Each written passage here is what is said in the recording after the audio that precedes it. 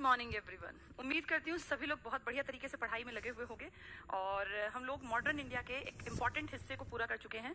हमने देख लिया कि कैसे 57 की क्रांति तक का इतिहास अंग्रेजों के हक में लगातार चीजें बढ़ती गई, बदलती गई और धीरे धीरे करके इंडिया पे से हमारा अपना खुद का कंट्रोल लगभग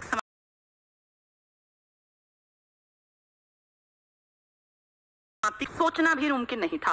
बहुत बड़ी बात होती कि हम सोच पाते, अब सोच भी नहीं पा रहे थे।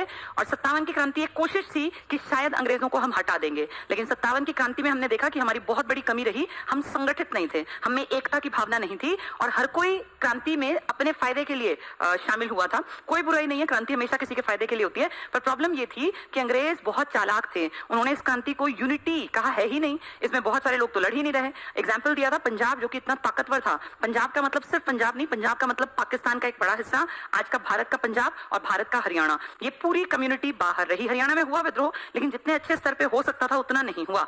बहुत ज्यादा अमीर लोग तो आए ही नहीं, उन्होंने कहा हमें कोई टेंशन नहीं, हम अंग्रेजों के अधीन भी खुश हैं, क्योंकि उनके अधिकार मारे नहीं जा रहे थे। परेशान था, दुखी था आम इंसान, किसान, मजदूर, क्योंकि उनको लगातार दलित और दमित जो था ना, दबा दिया गया, इस श्रेणी में और ज्यादा दुखी किया गया। धीरे धीरे धीरे करके अंग्रेजों ने इंडिया को इस तरह से अपने चंगुल में फंसा लिया कि इंडिया फड़फड़ाता रहेगा, हाथ पैर पंख, लेकिन फायदा कुछ नहीं निकलेगा और अब के लिए होगी, चाहे वो हमारे राजाओं के काम हो, चाहे आम जनता के, चाहे किसानों के, मजदूरों के, क्योंकि सब लोग गहरी खाई में, कैसे दलदल में समा गए थे कि वो जितना हाथ पैर पटकेंगे उतना वो और गर्त में समाते जाएंगे। इसीलिए 1757 से प्लासी के युद्ध में, जो हमें दूर दूर तक भी नहीं था कि अंग्रेज हमारे इंडिया के 50,000 की सेना को हरा पाएंगे, लेकिन एक दो आदमियों की गद्दारी से उन लोगों की हिम्मत बढ़ी और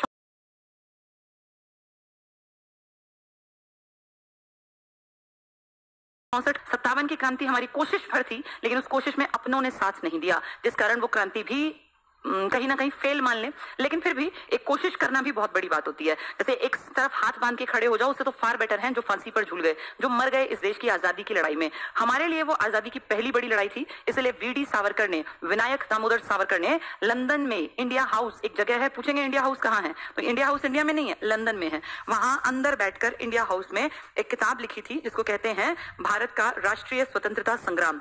इंडिपेंडेंट मतलब इंडिया की इंडिपेंडेंस के लिए लड़ी गई एक बहुत बड़ी लड़ाई। लेकिन अंग्रेजों ने कहा नहीं, ये गलत है, ऐसा नहीं कहना चाहिए। ये एक छोटा सा विद्रोह था, विद्रोह नहीं था, वो क्रांति थी, वो आंदोलन था।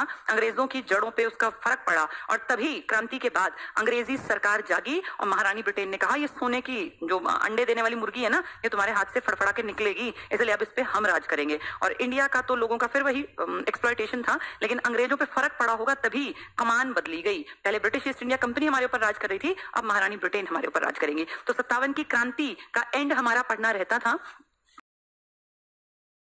उस बाद 57 की क्रांति के बाद ये हमने पढ़ लिया था, फिर अगले टॉपिक पे बढ़ेंगे। देखो ये सब मैंने पढ़ा दिया था आपको, हम पहुंच गए थे इसके एंड में। देखो बताया था ना, कानपुर नाना साहब 5 जून था, फिर देखो ये था 4 जून को, एक एक दो दो दिन में, लेकिन एक साथ नहीं। लखनऊ में वो बिरजिस कादिर, एक अल्पायु बच्चा था, उसकी माँ थी बेगम हजरत महल, जिन्होंने कमान संभाली और प्रेसिडेंसी का जो मेन ऑफिस था उसको भगा दिया अंग्रेजों को और वहां जाके खुद बैठ गई। लेकिन बहुत लंबे नहीं टिक पाए, क्यों? क्योंकि सितंबर आते आते मई में जो दिल्ली भारतीयों की थी, मुगल बादशाह जिसके अंडर बैठा हुआ था, अब सितंबर पकड़ते पकड़ते जून जुलाई अगस्त सितंबर, सिर्फ 4 महीने का खेल था और दिल्ली में मुगल बादशाह को पकड़ लिया गया और सब तरफ से क्रांति को खत्म घोषित कर दिया गया। तो सोचो जब दिल्ली अंग्रेजों के हाथ में आ गई तो फिर बाकी लोग तो अपने आप पीछे हट गए कि भैया अगर दिल्ली आ गई ना इनके हाथ में, जहां मुगल बैठा था बादशाह, क्योंकि उसके तो बाप दादा पुरखों का राज चला था ना, तो इसका मतलब हम लंबे नहीं टिकेंगे। और कहीं ना कहीं उस डर ने, एक क्रांति की जो ज्वाला थी, मशाल थी, उसको धधकाने की जरूरत थी ताकत से, लेकिन वो कमजोर कमजोर कमजोर एक लौ मात्र बन के रह गई। और बेगम हजरत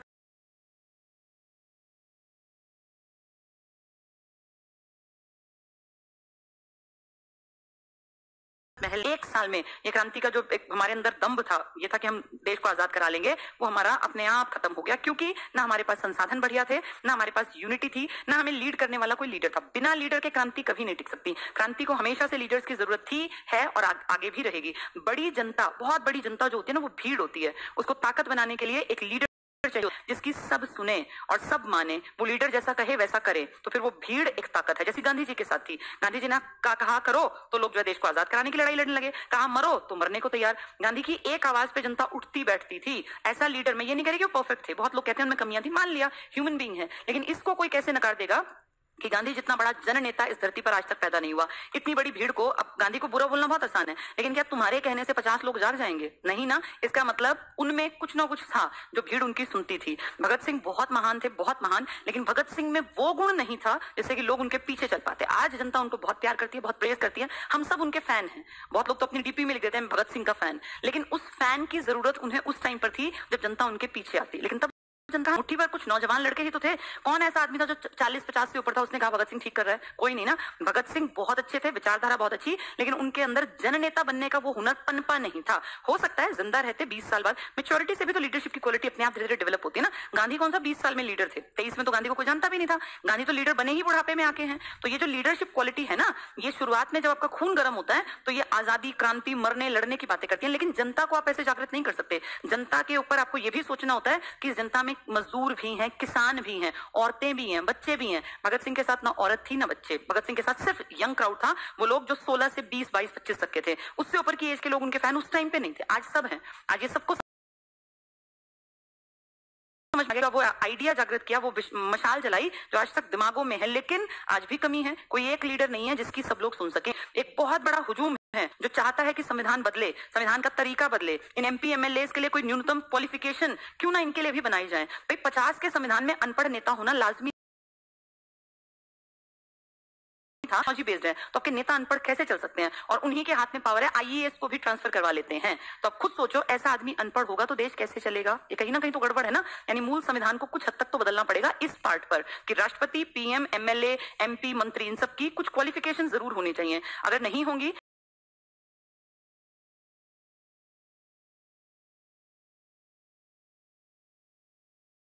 तो विषय इन अनपढ़ लोगों के हाथ में है, क्योंकि यही पॉलिसी मेकर है। तो ये गलत तो है ही। अब नहीं समझेंगे तो कब? मान लिया आज ये बात नहीं उठती, लेकिन जिस दिन सब लोग पढ़े लिखे होंगे क्या ये बात नहीं उठेगी कि आईएएस तुम्हारे नीचे काम करते हैं? तुम अनपढ़ जाहिल लोग जिनको ये नहीं पता देश में 57 की क्रांति के क्या कारण थे, क्या परिणाम थे, और तुम देश चलाते हो। और कितनी अजीब बात है कि हम सब खुश हैं। पूरे देश को चलाने वाले ये लोग, इनको कोई मेरे कहने से नहीं बात बननी। 2-4 आदमियों से कुछ नहीं फर्क पड़ता, 10-20 हजार से भी फर्क नहीं पड़ता। ये देश 150 करोड़ लोगों का है। जिस दिन 100 करोड़ जाग जाएंगे ना, फिर 50 करोड़ अपने आप चुप हो जाएंगे। पर 100 करोड़ को जगाना एक लंबा प्रोजेक्ट है। हो सकता है 10 साल, 20 साल, 30 साल, 50 साल लग जाए, लेकिन कभी तो होगा। थोड़ी थोड़ी से जाएगी कि ये अनपढ़ कैसे बन जाते हैं देश के एमपी एमएलए। इनको क्या हक है? अगर पंचायत के इलेक्शन लड़ने की क्वालिफिकेशन है, पंचायत तो छोटे से गांव को रन करती है, ये देश को चलाते हैं, इनकी कोई क्वालिफिकेशन नहीं। राजस्थान ने, हरियाणा ने और भी कई राज्यों ने मिनिमम क्वालिफिकेशन कर दी। पंचायत का इलेक्शन लड़ना है तो 10वीं पास होना जरूरी है। जिसको गांव की पॉलिसी बनानी है उसको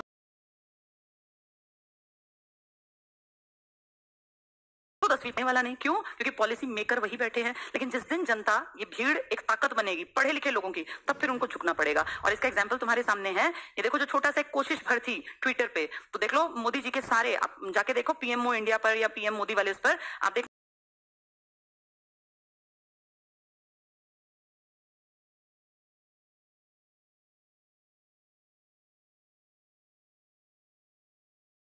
उस पर कमलना संभव नहीं हुआ। एक बड़ी टेक टीम से, बहुत बड़ा आईटी सेल है, हर मंत्रालय रखता है, हर सरकार रखती है अब ज्यादा, लेकिन वो उनके हाथ में नहीं रहा इतने नेगेटिव कमेंट्स को मिटाना। इसीलिए उन्होंने कमेंट सेक्शन ही बंद कर दिया, टर्न ऑफ है। आप कमेंट लिखेंगे भी ना तो वो दिखाई नहीं देगा, जो बाकी लोग देखेंगे उसको। यानी कहीं ना कहीं ताकत का एहसास तो है, लेकिन उस ताकत को एक चेहरा चाहिए, एक लीडर चाहिए जो उसको रिप्रेजेंट कर सके। वो धीरे धीरे लोग समझेंगे 10-20-30 साल में, लेकिन हाँ बदलाव आ जाएगा अगर हम पढ़ते लिखते रहे तो। ये एक तरीका है। हम शुरुआती पत्थर हैं, जो रास्ता बनने वाला है ना आगे, हम शुरुआती कुछ है। हमारी पीढ़ी के लोग, हमारे पेरेंट्स में तो ये समझ ही नहीं थी, हमें ये समझ आई, हमसे अगली पीढ़ी में और आएगी, फिर उससे अगली में और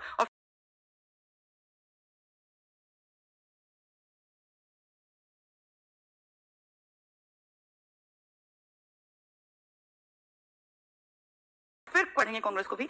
उस दिन हम यहां तक पहुंचे थे, ये मैंने पढ़ा दिया था। देखो, तात्या टोपे जो सेनापति था जिसको फांसी हुई थी, नाना साहब का था ये, धोंदू पंत का। 57 से पहले क्या कोई विद्रोह हुए? चुटपुट कोशिश तो सदा से चलती रही, लेकिन बड़ी कोशिश थी 57 की क्रांति। ये देखो 1764 में पटना पटना में हुआ, 1806 में वेल्लोर में हुआ, 1824 में बैरकपुर में हुआ था, बैरकपुर छावनी पश्चिम बंगाल, 44 में फिरोजपुर। यानी कोशिशें लगातार जारी थी, थोड़ा थोड़ा कर। जैसे अब ये कोशिशें, ये जो आप देख रहे हो ना ट्विटर पे अभियान, ये कोशिशें हैं, छोटी मोटी ऐसी ढेर कोशिशें करेंगे, फिर फाइनली एक दिन ऐसा आएगा जब हम एक बड़ी कुछ इस तरह का करेंगे कि उससे सरकार हिलेगी और सिस्टम को लगेगा कि हाँ भैया, संविधान में तुमने 104 अमेंडमेंट तो कर दिए, लेकिन अपने लिए भी कोई अमेंडमेंट कर लेते कि तुम जो ये रोज दल बदलते हो, जो तुम रोज ये पार्टी बदलते हो, तुम रोज अपना जो एजेंडा है उसको बदलते हो, अपने कहे वादों को कभी पूरा नहीं करते कोई भी। यहाँ मैं एक की बात नहीं कर रही, सब लोग। तो इनकी भी तो कोई जवाबदेही होनी चाहिए ना। इतनी बड़ी जनता के सामने जो बातें करते हो तो उसकी कोई जवाबदेही तो होगी। तुमने 20 वादे किए तो कम से कम 5, 7, 8, 10 कुछ तो पूरे कर देते, एक भी नहीं। ये भी ऐसे ही, कांग्रेस भी ऐसी। फिर क्यों इनको चुना जाए? फिर क्यों ना संविधान को ही बदला जाए जिसमें की कंडीशंस लिखी जाए। चलिए, असफलता के कारण क्यों फेल हुई ये करता ही है। तुम जो ये यंग लोग एक आंदोलन की डिमांड कर रहे हो, ये कर रहे हो, जब तक तुम्हारे अंदर कोई एक लीडर नहीं होगा ना, तब तक दिक्कत है। और लीडर होना चाहिए लोगों के बीच में से, ताकि लोगों की प्रॉब्लम्स को समझ सके। तो नेतृत्व की कमी, संगठन और एकता का अभाव। कहीं कहीं किसी किसी स्टेट में अगर आंदोलन करेंगे तो कोई नहीं सुनने वाला। जब ये होगा ना कि एक साथ बड़े स्तर पर आंदोलन है तो लोग जागेंगे। आप देखो, योगी जी ने ही कह दिया कि भैया की भर्ती, नौजवान जागेंगे तो सरकारें उखड़ेंगी, हिलेंगी। ग्वालियर के सिंधिया, ये देखो कौन है जिन्होंने दगाबाजी की इंडियंस के साथ, क्योंकि अंग्रेजों का साथ दिया। ग्वालियर के सिंधिया, इंदौर के होलकर, हैदराबाद के निजाम आदि राजाओं ने अंग्रेजों का खुलकर साथ दिया। इन्होंने कहा जी हम करेंगे खर्चा, आप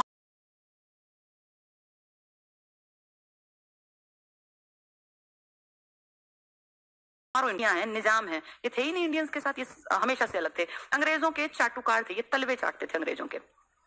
उच्च और मध्य वर्ग जो अमीर थे ना, जैसे आज देखो आप, आज भी तो कितने लोग सरकार के चाटुकार हैं, सरकार कुछ भी कर रही है, बहुत बढ़िया बहुत बढ़िया। उस टाइम भी ऐसा ही था। जो उच्च वर्ग था, इनको क्या फर्क पड़ना था? आज भी नहीं पड़ना। जिस आदमी के घर में लाख रुपए की इनकम है ना, जिसके पास बढ़िया गाड़ी खड़ी है, जिसके बच्चे अच्छे स्कूलों में पढ़ते हैं, खुद ही गलत कर रहे हैं, वो नहीं बोलेगा। बोलेगा कौन? जो पिस रहा है, जिसको दिख रहा है कि जनता पिसेगी, और अगर उसको जनता की थोड़ी सी भी चिंता है तो वो बोलेगा। ऐसा नहीं कि सब अमीर घटिया थे, कुछ अमीर उस टाइम में भी अच्छे थे। लाला लाजपत राय अमीर थे, लाला मतलब अमीर आदमी होते थे। लाला हरदयाल अमीर घर से थे, ये अमीर लोग थे। भगत सिंह भी रिच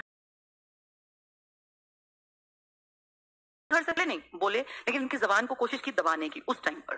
तो वही है, उस टाइम ना उच्च बोला ना मध्य। मध्य होता है जो ठीक ठाक से हो। जैसे लगभग मुझे जो सुन रहे हैं ना, मध्य अगर आप अपने आप को समझते हैं तो मध्य आप लोग नहीं है। जिसको इच्छा है ना नौकरी की, इसका मतलब वो मध्य में नहीं है। मध्य मतलब इसका बढ़िया काम चले, बहुत बढ़िया काम चले। अभी आप लोग, मैं खुद भी, हम सब लोग वो हैं जो नीडी हैं। हम उतने गरीब नहीं थे कि भाई रोटी पानी ना मिले, उतने आप भी नहीं है क्योंकि आपके पास स्मार्टफोन है। लेकिन फिर भी आपको एक चिंता रहती है कि घर का खर्चा कैसे चलेगा। आपके पिताजी को, आपको तो नहीं पता होगा, लेकिन आपके पिताजी को 100% मन में रहता होगा कि भाई साल भगवान ठीक ठाक निकल जाए। वो हर त्योहार पे भगवान को प्रे करते होंगे कि इस साल जो है पूरा साल बढ़िया निकले और भगवान इन बच्चों का जो है ऐसी बढ़िया कामकाज चलता रहे। जैसे जब घर में ये प्रेयर्स होती है ना, अंबानी ये नहीं सोचता होगा कि मेरा ये साल बढ़िया निकले। वो प्लानिंग करता होगा बहुत लंबी कि मेरी 7 पीढ़ियों बाद हमारी प्रॉपर्टी इतने गुना होनी चाहिए, हमारा इतने हिस्से पर, दुनिया के इतने हिस्से पर हमारी ही प्रॉपर्टी के अकॉर्डिंग काम होना चाहिए। जैसे हमारी प्लानिंग्स होती है छोटी छोटी, उनकी प्लानिंग्स होती है सदियों सदियों की। ये अंतर है। हमारे ऊपर असर आता है नीतियों का, वो नीतियां बनाने वालों के ऊपर असर डालते हैं। तो ये डिफरेंस है। तब क्या कह रहे हैं? उच्च और मध्य वर्ग के लोग व्यापारी थे, अमीर। इन और बंगाल के जमींदार, बंगाल तो अमीर था, अंग्रेजों के प्रति वफादार बने रहे। आज भी ऐसा ही है। आपके देश के बहुत सारे लोग कह रहे हैं कि बहुत अच्छा हो रहा है, बिल्कुल सही हो रहा है, सरकारी चीजें बिकनी चाहिए क्योंकि सरकारी लोग काम नहीं करते। अभी कल मैंने एक बहुत अच्छी पिक्चर देखी, बहुत ही बढ़िया, सबको देखनी चाहिए। मैम गीता रानी, ग्रेट मूवी, ग्रेट मैसेज है। उसमें दिखाया कि एक औरत कैसे एक पिछड़े हुए गांव के, बढ़िया देखनी चाहिए, एक आइडिया लगेगा।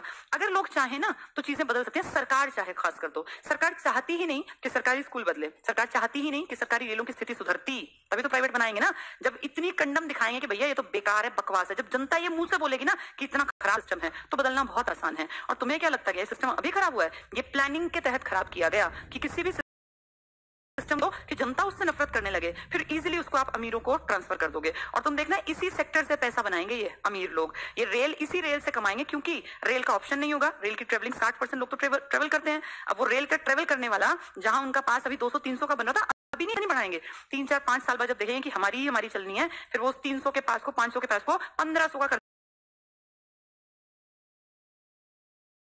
जब हर चीज पे उनका हक होगा तो वो लंबे टाइम, आप जियो से एग्जांपल ले लो ना। जियो स्टार्टिंग में फ्री का था।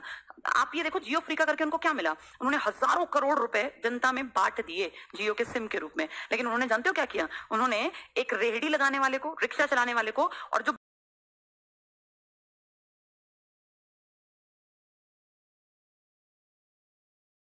पैसा लिया कि अब उनसे बिना डाटा यूज किए रहा नहीं जाएगा, वो आदी बन गए डाटा यूज करने के, और फिर 1 साल बाद कहा भैया पैसे देने पड़ेंगे, ठीक है दे दें कोई दिक्कत नहीं। लेकिन कुछ साल बाद क्या होगा, जब सब कंपनीज भी खत्म हो जाएंगी। आपको पता है ना, जियो ने धीरे धीरे करके सब चीजों को ओवरटेक कर लिया, सब हाथ पैर मार रही हैं, सब कंपनीज जियो सबके ऊपर हाथ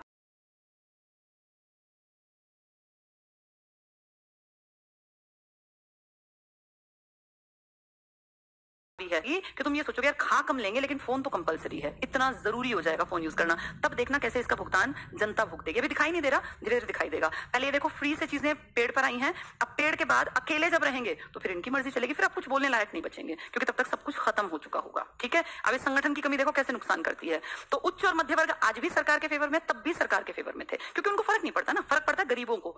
कुछ अमीर तब भी सरकार के विपक्ष में थे जो मैंने नाम लिए, कुछ अमीर अब भी कहेंगे, जो समझदार है ना, जिसको दिख रहा है कि ये लंबे टाइम में सरकार बहुत घटिया चाल चल रही है, जो समझ में नहीं आएगी। जब तक समझ में आएगी तब तक उस वो मेंढक की स्थिति हो जाएगी कि ताकत लगा लोगे लेकिन इससे बाहर निकलने लायक छोड़ा ही नहीं जाएगा। चलिए, आधुनिक शिक्षा प्राप्त भारतीयों ने भी विद्रोहियों का साथ नहीं दिया। क्यों? क्योंकि ये शिक्षा भी तो इन्हीं की दी हुई थी।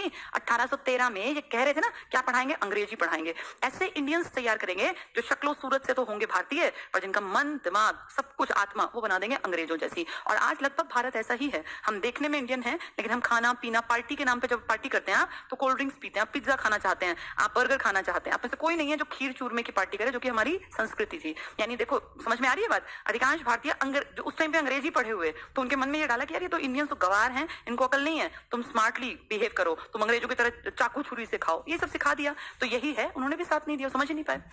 विद्रोह के बारे में जॉन लॉरेंस ने कहा कि यदि उनमें एक भी योग्य नेता रहा होता तो हम सदा के लिए हार जाते। अगर एक लीडर ढंग का होता ना 57 में, तो अंग्रेजों की कोई औकात नहीं थी कि इंडिया पे राज कर पाते, लेकिन एक भी लीडर नहीं था।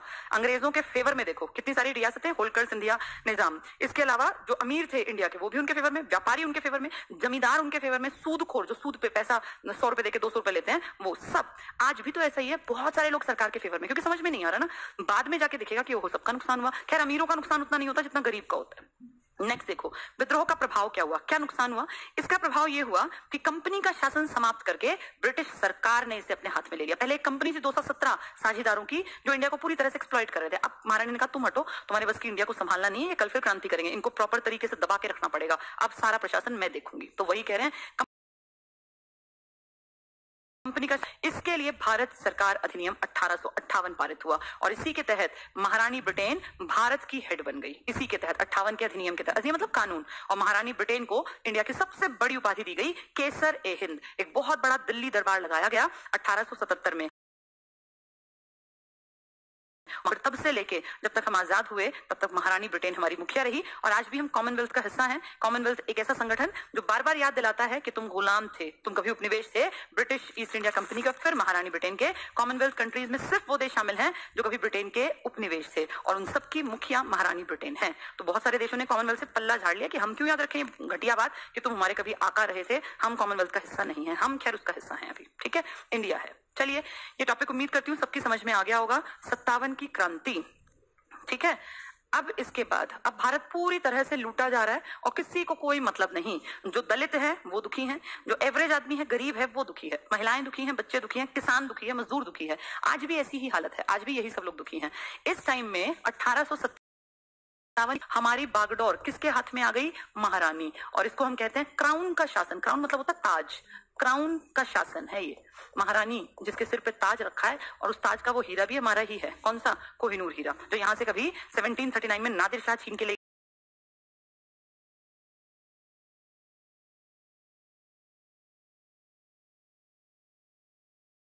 गया महारानी ब्रिटेन के पास, आज तक वही हैं। पूरी दुनिया जानती है कि कोहिनूर तेलंगाना की खदान से निकला था, लेकिन कोई वापस नहीं देगा और न ही कोई मांगने की हिम्मत करता। चलिए, महारानी का शासन शुरू हुआ और 1858 में इन्होंने कानूनन भारत सरकार अधिनियम, भारत सरकार यानी अब भारत की सरकार जो है वो महारानी की मर्जी से चलेगी। अधिनियम होता है एक तरह का कानून, ठीक है। और इसके तहत सब कुछ अब हमारा इंडियन जितनी भी चीजें हैं इन सब पर, इंडिया की अगर मैं बात करूं तो इंडिया पे राज चलेगा। महारानी ने कहा भाई देखो, एक तो है मेरे अंडर जिसको नाम दिया जाएगा ब्रिटिश भारत, क्योंकि भाई हमारा है वो ब्रिटिश भारत, भारत का कहीं नाम नहीं है, ये ब्रिटिश भारत है। दूसरा, जिन लोगों ने 57 की क्रांति में महारानी का साथ यानी कंपनी के विरोध में नहीं आए, जिनमें होलकर थे, सिंधिया थे, निजाम थे, बहुत सारे देसी राजा, सबका नाम नहीं लिया जाता, कुछ है ये, इन सबको कहा कि चलो तुमने बड़ा अच्छा किया भाई, इन इंडियंस का साथ नहीं दिया, तो तुम लोग एक काम काम करो, तुम अपनी रियासतों को ऐसे का ऐसा चलाते रहो, तुम राजा हो। तो देसी रियासतें ये एज इट इज चलती रही, इनको कोई फर्क नहीं पड़ा, क्योंकि इन लोगों ने अंग्रेजों का साथ दिया था। महारानी ब्रिटेन ने कहा भाई देखो हेड मैं हूं, लेकिन तुम अपनी रियासतें चलाते रहो, तुम यहाँ के मुखिया हो, बस हमें चुपचाप टैक्स देते रहना, टैक्स में आना का नहीं कि तो फिर हम नहीं छोड़ेंगे। अब ये कहने को तो राजा हैं, रजवाड़े हैं ये पूरे इलाके इनके, लेकिन ये सब गुलाम हैं। रियलिटी में देखो ना तो ये गुलाम है महारानी के, उनके सामने इनको सर झुकाना है, उनकी आओ भगत रखनी है, अंग्रेजों के तलवे चाटने, उनके खिलाफ नहीं बोल सकते, और ऐसे ही इनकी प्रजा है, उनको मन में भी आ रहा है तब भी राजा के डर से बोल नहीं सकते। तो ये हालत थी। आपने अगर मणिकर्णिका मूवी देखी होगी, तो जो झांसी में जब देखो अंग्रेज गए थे तो मणिकर्णिका जो उसके हस्बैंड थे वो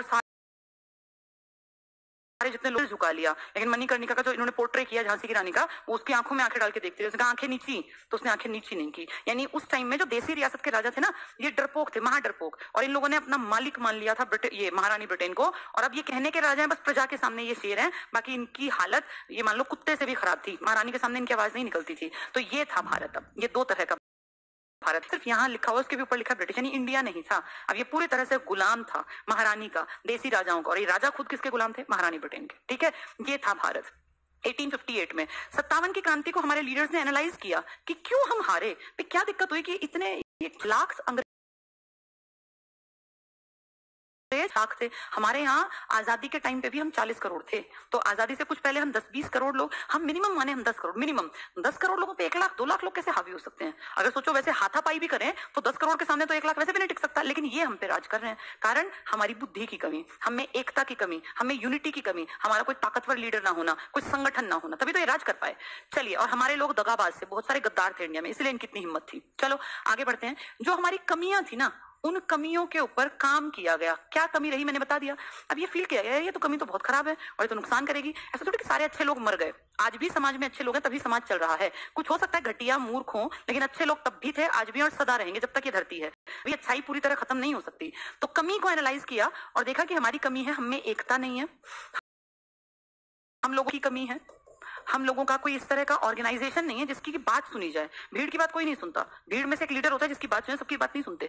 तो एकता और संगठन की कमी को पूरा करने के लिए हम लोगों ने अपने इंडिया के बिहाफ पर, एक अंग्रेज ने मदद की हमारी, A.O. ह्यूम, ब्रिटेन का ही हिस्सा मिला के यूके का पार्ट बनता है। तो स्कॉटलैंड का एक रिटायर्ड आईएएस अधिकारी है उस टाइम पे, जो सिविल सर्वेंट था, जिसका नाम है ऑक्टेव ह्यूम, ऑक्टेव ह्यूम। ठीक है, A.O. ह्यूम, ये रिटायर्ड है, ये सिविल सर्वेंट रहा है, अब ये रिटायर्ड है सिविल सर्वेंट। तो इसने कहा कि भाई तुम लोग जो हो ना, तुम्हारी सबसे बड़ी कमी है कि तुम्हारे कोई रिप्रेजेंटेटिव नहीं है। जैसे तुम्हें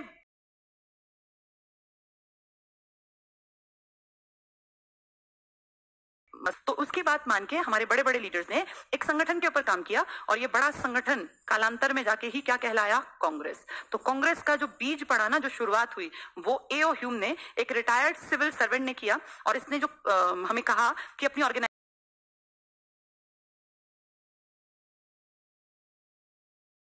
रही थी, इसका नाम बदल के कर दिया इंडियन नेशनल कांग्रेस, INC। तो कांग्रेस का पुराना नाम क्या था? पहले INU एक संस्था थी, इसी को नाम चेंज करके, ऐसा मत सोचना कि इससे पहले इंडिया ने कुछ किया नहीं, बहुत कुछ किया हमने, छुटपुट ढेरों संगठन बनाए। ये बहुत सारे छोटे छोटे पड़ाव आते आते आते फाइनली एक बड़ी संस्था सामने आई, जिसका की नाम दिया बाद में इंडियन नेशनल यूनियन का ही नाम, इंडियन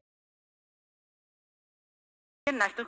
तो यहाँ पे कहा कि ठीक है, इस तरह से करते हैं, एक संगठन बनाते हैं और इस संगठन की ना हर साल बैठक करेंगे, ये डिसीजन लेंगे यहाँ बैठ के कि भाई हमें देश की आजादी के लिए क्या करना चाहिए, क्या अंग्रेज सरकार ठीक है गलत है, हमें एक्सप्लॉइट कर रही है, हमारे क्या अधिकार होने चाहिए, मतलब एक तरह से भाई हम क्या कुछ करें बेहतर अपने देश के लिए, ये डिसीजन लेंगी बैठकों में। कौन इसमें आएंगे?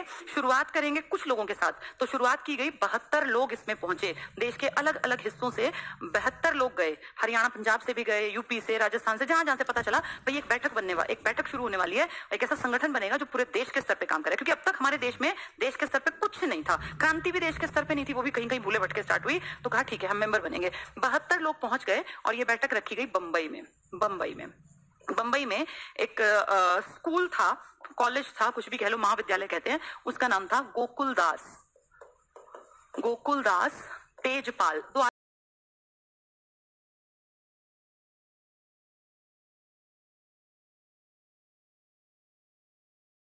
आदमियों के तेजपाल संस्कृत महाविद्यालय, यहाँ एक हॉल था बड़ा सा, उसको खोल दिया गया और वहां कहा कि ठीक है भाई यहाँ बैठक रखेंगे। पूरे देश के कोने कोने से 72 सदस्य इसमें शामिल हुए और यहाँ 72 सदस्यों में ये कहा गया कि हर साल बैठक करेंगे और हर आदमी, 72 है ना हम, हर आदमी जाके 10-10, 20-20 लोगों को अपने साथ जोड़ेगा। हमारा क्या टारगेट है, क्या हमारा लक्ष्य है देश के प्रति, लोगों के प्रति, समाज के प्रति, वो बताएगा और इस तरह करके हम धीरे धीरे अपनी संख्या को बढ़ाते जाएंगे। आज 72 है, अगले साल कुछ और आएंगे, फिर कुछ और, फिर कुछ और। फाइनली ये संगठन इतना बड़ा होगा कि सरकार को हमारी सुननी पड़ेगी। जैसे आज आप बेरोजगार हैं, कितनी बड़ी आबादी बेरोजगार है, लेकिन आपकी सरकार अभी सुनेगी नहीं क्योंकि आपका कोई संगठन नहीं है, आपका कोई एक लीडर नहीं है, आपका कोई एक मंच नहीं है। सरकार को ये तो समझ में आ गया कि बेरोजगार अगर इकट्ठे हैं तो वो नुकसान करेंगे के लिए आप एक भीड़ है और भीड़ को दबाना बेहद आसान होता है। चलिए फिर क्या हुआ, 72 सदस्य थे, ये कहा कि भाई मीटिंग शुरू करते हैं तो अपना एक हेड बनाते हैं, हर साल एक को हेड बनाएंगे। तो यहाँ पे WC बनर्जी, इनका पूरा नाम है व्योमेश चंद्र बनर्जी, व्योमेश चंद्र बनर्जी, इनको बना, बनर्जी समझे ना, ये बंगाली साइड, बंगाली। तो व्योमेश चंद्र बनर्जी, WC बनर्जी महाविद्यालय, 72 सदस्य हैं बंबई के इस कॉलेज में और यहाँ पर WC बनर्जी को अध्यक्ष बना लिया, यानी 71 लोगों का हेड बना दिया WC बनर्जी, व्योमेश चंद्र बनर्जी को। यहाँ दादा भाई नौरोजी भी हैं जो बहुत एक्सपीरियंस और बहुत तेज दिमाग हैं, दादा भाई भी हैं, लेकिन अध्यक्ष वो नहीं बने, वो अगले में अध्यक्ष बनेंगे। तो जब ये पेपर में आएगा ये कहाँ पे हुआ, कितने मेंबर, अध्यक्ष कौन। जब ये सब चल रहा था तो उस टाइम देश में वायसराय कौन था, अंग्रेजों का वायसराय कौन था, मुखिया कौन था। तो उस टाइम का वायसराय अगर पूछे, वायसराय, अब आप जानते हैं ना वायसराय 1857 के बाद बनने लग गए। कैनिंग अंतिम गवर्नर जनरल और पहला वायसराय है लॉर्ड कैनिंग, क्रांति उसी के टाइम में हुई। इस टाइम पे वायसराय यानी 1885 का वायसराय था लॉर्ड। अब इन सबके नाम में हम लॉर्ड लिखते हैं। मैंने अपने लिए याद किया था डफर, डफर की संस्था बना दी एक। डफर्स मतलब शुरू, डफर्स होता है निकम्मे, नालायक, लेकिन वैसे ही याद कर लिया कि डफर्स की संस्था बनी डफरिन, डफरिन के टाइम में बनी। इंडिया में कांग्रेस, और कांग्रेस का विचार दिया था A.O. ह्यूम ने, ऑक्टेवियन ह्यूम नाम था उनका, A.O. ह्यूम, स्कॉटलैंड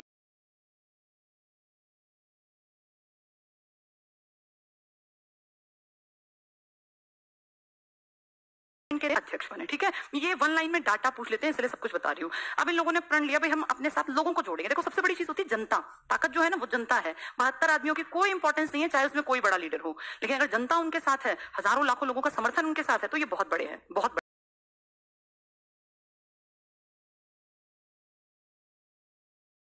फिर इनकी में यानी लास्ट आ गया 28 दिसंबर 1885। इन्होंने कहा अगले साल बैठक रखेंगे, लेकिन तब तक हमें सब लोगों को, कार्यकर्ता जितने हो सके जोड़ो। और अगले साल देखो परिणाम, 1886 में जब दोबारा बैठक हुई तो इनके पास 436 मेंबर थे।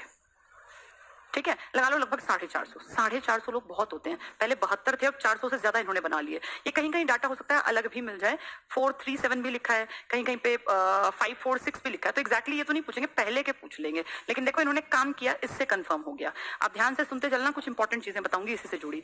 इसकी स्टार्टिंग की 4 बैठकें बहुत काम की है, 1885, 86, 87 और 88, चारों इंपॉर्टेंट हैं। ठीक है, ये चारों क्यों इंपॉर्टेंट है, क्योंकि इनकी बैठक के एक तो स्थान पूछ लेते हैं और एक क्या कुछ खास हुआ इन 4 सालों में लगातार में। फिर बाद में तो ये एक हैबिट बन गई, हर साल बैठक बुलानी है, काम करना है। ठीक है, जो ये मैंने BCMA लिखा है ना, ये जगह है। जो पहली बैठक हुई वो कहाँ हुई है, बंबई में। ठीक है, जो दूसरी बैठक हुई है ये कलकत्ता में हुई है, M से क्या बनेगा, मद्रास, मुंबई मत याद कर लेना। और चौथी बैठक हुई है इलाहाबाद में, इलाहाबाद जिसको आज आप प्रयागराज कहते हैं, इलाहाबाद, प्रयागराज। ठीक है, चलिए अब क्या क्या खास हुआ इन 4 बैठकों में वो भी इंपॉर्टेंट है। पहली बैठक के अध्यक्ष तो आप जानते हैं WC बनर्जी,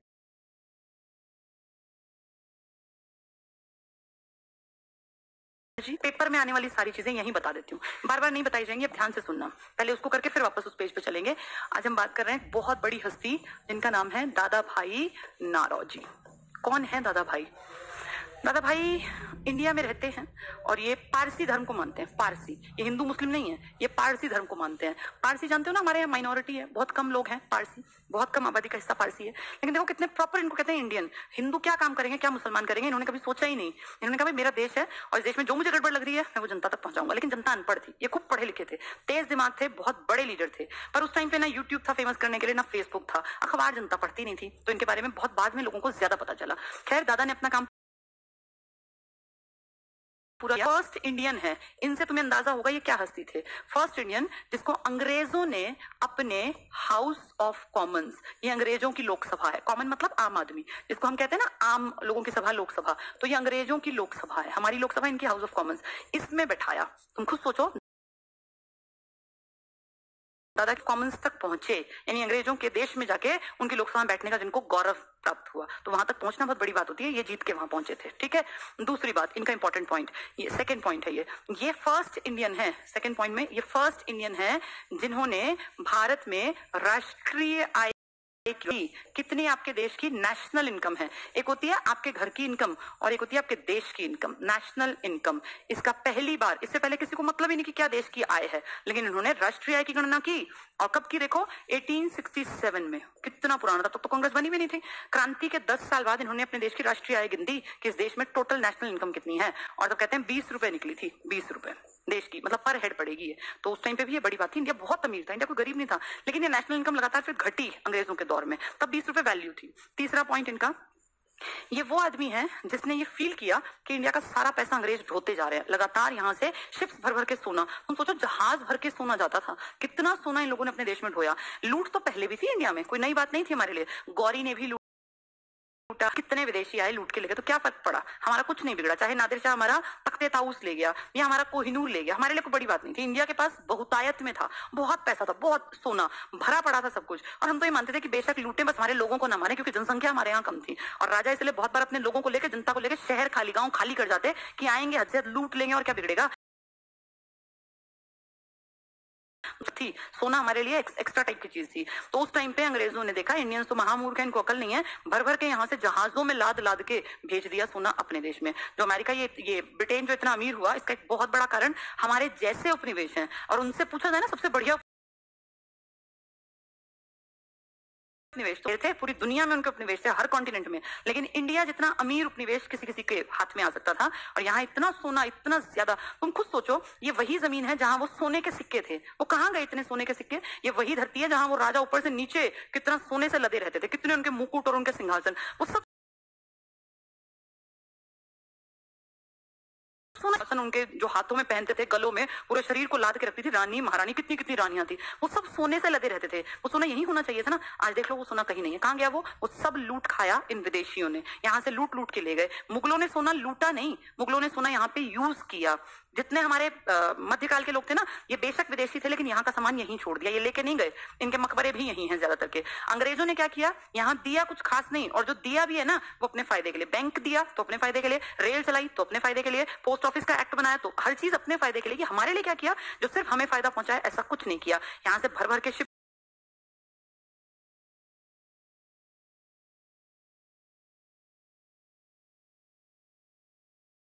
कल दोबारा आ जाएंगे, क्या बिगड़ना है, फिर कोई धंधा कर दे फिर आ जाएंगे, फिर धंधा कर दे फिर आ जाएंगे। तो ऐसे ही हम थे, हमारे ऊपर कोई असर नहीं आता, कोई आए लूट, आज से थोड़ी इंडिया लूट रहा था, लेकिन इन लोगों ने हद दर्जे की बेशर्मी दिखाई और लूट के बदले में हमें कुछ नहीं दिया, और लगातार लूटा इंडिया को 200 साल तक। अब्दाली आया तो एक बार में लूट के ले गया ना, हम दोबारा से रिकवर कर गए। अब इन्होंने क्या किया, यहाँ बस गए और बस के लगातार ढोते रहे, तो फिर कैसे उभरेगा देश, फिर तो कंगाली आनी थी। 200 साल तक किसी देश को तुम लूटोगे तो उसके पास क्या मिलेगा, कुछ भी नहीं। ये तो फिर भी सोचो हम कितने अमीर थे कि इनके जाने के बाद भी हमारा कामकाज चलता रहा। और इस तरह सिर्फ नहीं, हम अमीर क्यों थे पहले, क्योंकि हम आत्मनिर्भर थे, हमें किसी की जरूरत नहीं थी, हमारे देश की मिट्टी इतनी उपजाऊ थी, हम पेट भरने से फालतू गलती थी। लेकिन अब अंग्रेजों ने हमारा सब कुछ बर्बाद कर दिया, खेती हमारी खत्म कर दी, गेहूं चावल तो बिल्कुल बंद करवा दिए ना भाई, इनके लिए नील पैदा करो, इनके लिए कपास पैदा करो जो हमारे यूज का भी नहीं है उतना। इन्होंने हमारी मिट्टी बर्बाद कर दी, हमारा सब कुछ बर्बाद कर दिया, सोना लूट के ले गए, तभी तो हम कंगाल हैं आज, इन्हीं के दिन है ये कंगाली। देखें आगे क्या हुआ। तो फर्स्ट इंडियन है, हाँ, इन्हीं से जोड़ के बात बता रही थी। इन्होंने दिखाया है, यहां लिख देती हूं मैं, पॉवर्टी, गरीबी, पॉवर्टी एंड ब्रिटिश, समझे, इनके बिना जो हमारा देश था, un British rule in India, ये इनकी फेमस बुक है, बहुत बार एग्जाम में आता है, किसने लिखी है, party and un British rule in India, यानी भारत की गरीबी और बिना अंग्रेजों के भारत। तो बिना अंग्रेजों के भारत तो पहले भी लुटा था, लेकिन फर्क नहीं पड़ा था, अब लुटा है और दोबारा उभर नहीं पाया। आजादी के 73 साल बाद भी हम गरीब ही हैं, ये कड़वी सच्चाई है, सुन के बुरा लगेगा बहुत लोगों को, लेकिन बेसिकली इंडिया एक गरीब देश है, क्योंकि यहाँ कितनी जनसंख्या है जो भूख से रोज मरती है, कितनी जनसंख्या है जिनको पढ़ने का प्रॉपर माहौल नहीं मिला हुआ, न जाने कितने लोग हैं जिनके सर पे छत नहीं है, जो किराए के घरों में बैठे हैं, कितने किसान हैं जिनको हर साल का बोझ इतना हो जाता है कि उनको आत्महत्या भी करनी पड़ती है। तो आप सोचो ये देश अमीर कैसे हो सकता है? अमीर तब होता है जब हर आदमी के हक में बात हो, जब हर आदमी के लाइफ में खुशियां हो। यहाँ तो बहुत बुरा हाल है, बहुत ही बुरा हाल, और लगातार बढ़ रहा है। ये किताब लिख के जगाने की कोशिश की थी। अलग बात है कि उस टाइम पढ़ने लिखने वाले कितने थे जो इस किताब को पढ़ते, पर उस आदमी ने अपना रोल प्ले किया, वो अपने काम करके गया, ये सोच के कि यहाँ अनपढ़ है,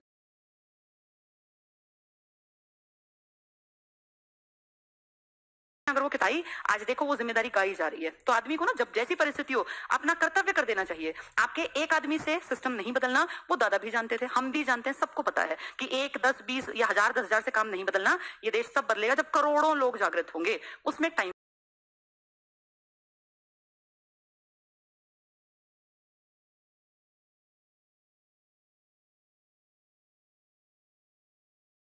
लगेगा। में नेशनल इनकम काउंट कर सकते हैं, जिसकी की समझ उस टाइम एक भी आदमी को शायद ना रही हो। एक को क्या बेवकूफी भरा काम कर रहे हो, लेकिन उन्होंने तो काम किया ना। उन्होंने तो किताब भी निकाली कि कुछ तो लोग पढ़ेंगे। अगर 5 भी पढ़ गए, 5 के दिमाग में तो ये बात गई। अब जो मैं और परिमल सर और बाकी टीचर्स जो बोलते हैं, तो कुछ तो दिमाग में जाता होगा किसी के में।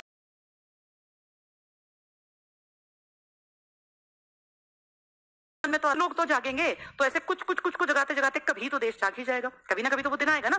भगत सिंह अगर फांसी पे झूल सकते हैं, तो क्या उनको ये पता नहीं था कि उनके मरने के बाद ऐसे इजीली आजादी नहीं आएगी? और क्या उनके मरने का उस टाइम पे बहुत ज्यादा असर आया था? नहीं। ये तो भला हो सेकंड वर्ल्ड वॉर का, जिसके कारण ये अंग्रेज इतने कमजोर पड़े कि इंडिया में इनका टिकना इनको ही मुश्किल लगने लग गया। हमने कुछ नहीं किया, उनको लगने लगा कि यार अब इतनी पावर नहीं है, 7 साल युद्ध करते करते हम हार गए, थक गए, अब हमारे बस की नहीं है कि इंडिया में हम जाके रहें और फिर इंडियन क्रांति करें और हम उनको फिर दबाएं। तो उन्होंने कहा भैया लो पकड़ो अपनी पावर। वो पावर हमें ट्रांसफर करके गए हैं। अब कम से कम पढ़े लिखे लोग तो जान जाएं, हमारे दादा दादी के लिए भारत आजाद हुआ, मेरे पेरेंट्स के लिए आजाद हुआ। बचपन में हमें भी लगता था हमने आजाद यदि हमने नहीं पाई है, ये तो अंग्रेजों ने ट्रांसफर कर दिया पावर का, क्योंकि वो खुद उसको सहन करने के काबिल नहीं बचे थे। तो दे गए पावर हमें। हमने कुछ भी ऐसा नहीं किया कि जिससे वो यहां से भाग जाते। मैं आपको 100% गारंटी देती हूँ, अगर सेकंड वर्ल्ड वॉर नहीं होता ना, तो अंग्रेज नहीं जाने थे, चाहे गांधी कितने ही चरखे काटते रहते। कोई इतना पागल नहीं होता कि सोने की चिड़िया को ऐसे छोड़ के भाग जाएगा। वो तो उनकी ताकत खत्म हो गई। पूरे वर्ल्ड में बुरा हाल मचा था सेकंड वर्ल्ड वॉर के बाद। दुनिया में मंदी का दौर देखा था, बहुत बुरा हाल। तो फिर उन्होंने कहा अपने देश में कम से कम चीजों को ठीक कर ले, संभाल ले, संभाल ले, कहीं से इंडिया के चक्कर में हम और बदहाल हो जाएं। अपनी चीजों को संभालने के लिए वो वापस यहां से गए थे। नहीं तो अगर सिर्फ इंडिया आजाद हुआ होता, तो तुम खुद सोचो कि बाकी जो अड़ोसी पड़ोसी हैं वो क्यों आजाद हो गए। अगर तुम्हें लगता है कि हम लड़के ही आजाद हो गए, तो तुम्हारे अड़ोसी पड़ोसी इतिहास उठा के पढ़ो। हमारे 47 में, आज गूगल पे बाद में सर्च करना, 1947 से 1950 के बीच में कितने देश आजाद हुए, इतनी लंबी लिस्ट निकलेगी। तो क्या उन सबने चरखे चलाए थे उस दौर में? नहीं। उस दौर में फ्रांसीसी, अंग्रेज और जो बाकी थे ना, ये कमजोर हो गए थे। इनकी औकात इतनी बची नहीं थी कि किसी देश में राज कर पाते, इसलिए खुद छोड़ गए अपनी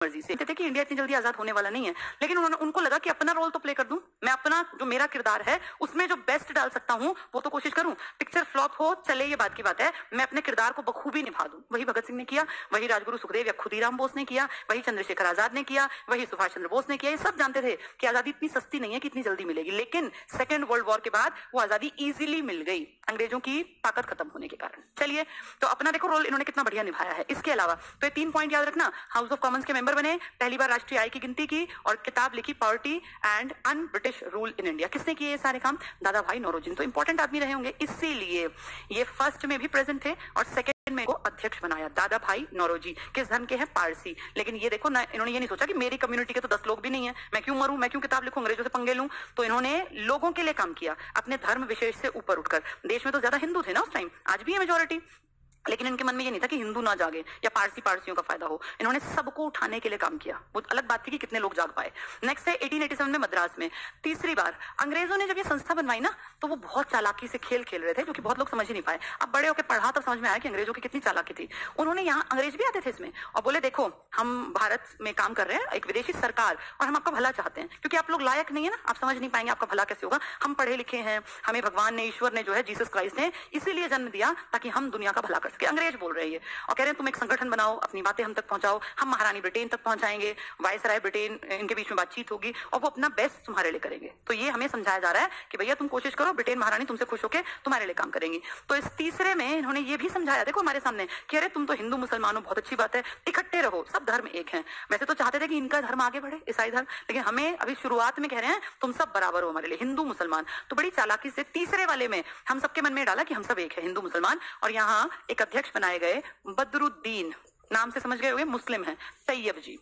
बहुत अच्छी बात है, ये कोई बुरी बात तो है नहीं, अच्छी बात है कि हिंदू भी बन रहे हैं, मुसलमान भी बन रहे हैं, पारसी भी बन रहे हैं, यहाँ विदेशी भी आ रहे हैं, संस्था बनाई ही विदेशी ने। यानी ऐसा दिखा दिया कि देखो कितनी यूनिटी है, और है ना बढ़िया संस्था ये, क्योंकि इसमें देखो सब धर्मों के लोग हैं, अंग्रेज भी इसमें, हिंदू भी इसमें, मुसलमान भी इसमें, तो सबको लग रहा है यार बहुत बढ़िया पार्टी है। अब सब जा जाके अलग अलग हिस्सों में अपने खूब सारे कार्यकर्ता बनाने लग गए, हजारों कार्यकर्ता एक ने बना डाले, फिर उसने हजारों, यानी एक बहुत बड़ा संगठन देखते देखते खड़ा हो गया, जो अब इंडिया को रिप्रेजेंट करेगा। और इसकी चौथी बैठक में एक अंग्रेज को अध्यक्ष बना दिया, जिसका नाम है जॉर्ज यूल, या यूले भी लिख देते हैं, जॉर्ज यूल या जॉर्ज यूले।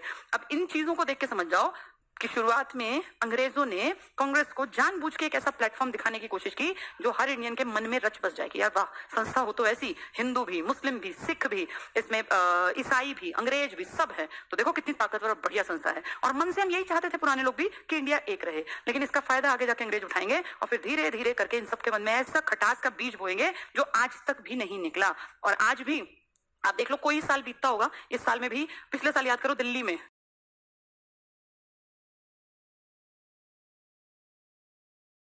याद है के लोग आज भी भरे पड़े हैं। आज 2020 में भी लोग इतने मानसिक रूप से बीमार हैं, विकार है उनको, कि अभी भी वो हिंदू मुसलमानों के लिए लड़ने मरने को तैयार। और यकीन मानो इसमें आम आदमी नहीं होता, इनको उकसाने वाले लोग जितने बड़े नेता हैं इनके आदमी होते हैं, और जो ये गड़बड़ियां करते हैं ना, ये भी आम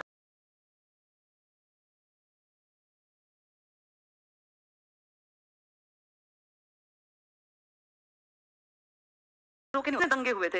एक बच्चा 12 साल का घर से निकला, मुस्लिम था, दूध लेने के लिए, तो फिर 3-4 घंटे जब घर नहीं आया तो पिताजी देखने गए तो 2-3 गली छोड़ के नाले में उसका गर्दन कटी हुई पड़ी मिली थी। मतलब कितनी बेशर्मी है कि 12-12 साल के बच्चों को ये हिंदू मुसलमानों के दंगे में मारा जा रहा है। आम आदमी ऐसा कर ही नहीं सकता है, सिर्फ पेड़ लोग करते हैं जो पैसे लेके और जानबूझ के धर्मों को लड़वाते हैं। अंग्रेजों ने किया ये सब, जो मन में बीज बोया ना।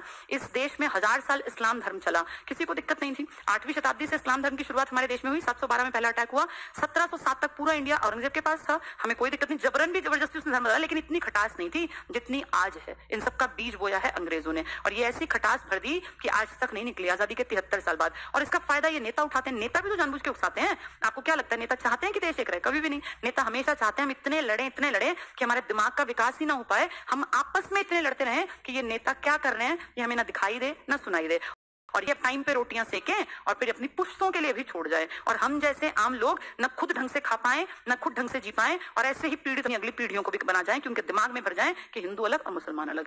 जब ये चीजें समझ में आएंगी ना, तब तक चीजें हाथ से निकल चुकी होंगी। तो ये थी कांग्रेस। शुरुआत का चेहरा बहुत सुंदर था, लेकिन फिर इसी की बदसूरती को हम आगे देखें कैसे देश के ऊपर नुकसानदायक हुआ। ठीक है, चलिए आज हम लोगों ने कांग्रेस की शुरुआत को पढ़ा, 57 की क्रांति का एंड हमने देखा, उसका परिणाम देखा, और इस परिणाम के बाद आज हमने देखा कि कैसे कांग्रेस की उत्पत्ति हुई। अब ये उत्पत्ति क्या काम करेगी, आगे जाके कांग्रेस में क्या कमियां दिखाई देंगी, इन सब के ऊपर अब 2-3 दिन लगातार क्लासेस चलेंगी, जो वो कांग्रेस को ही मोटो बना के पढ़ेंगे कि कांग्रेस ने ऐसा क्या किया। ये कांग्रेस आज की कांग्रेस नहीं है, ये ओरिजिनल कांग्रेस है, जिसने भारत की आजादी में एक इंपॉर्टेंट रोल प्ले किया था। 1885 से लेकर 1915 तक, जब तक गांधी इंडिया नहीं आए ना, तब तक कांग्रेस अकेली सबसे बड़ी चीज थी। फिर गांधी आए और गांधी कांग्रेस का ही हिस्सा बने, लेकिन गांधी ने कांग्रेस का रुख बदल दिया, और फिर अगला पूरा इराक गांधीवादी युग कहलाएगा। ये कांग्रेस काल है। इसी काल का तीसरा चरण जब पढ़ेंगे तो वो गांधीवादी काल होगा। ठीक है, चलिए आज के लिए इतना ही, अब कल आगे पढ़ेंगे इसी टॉपिक को। Thank you.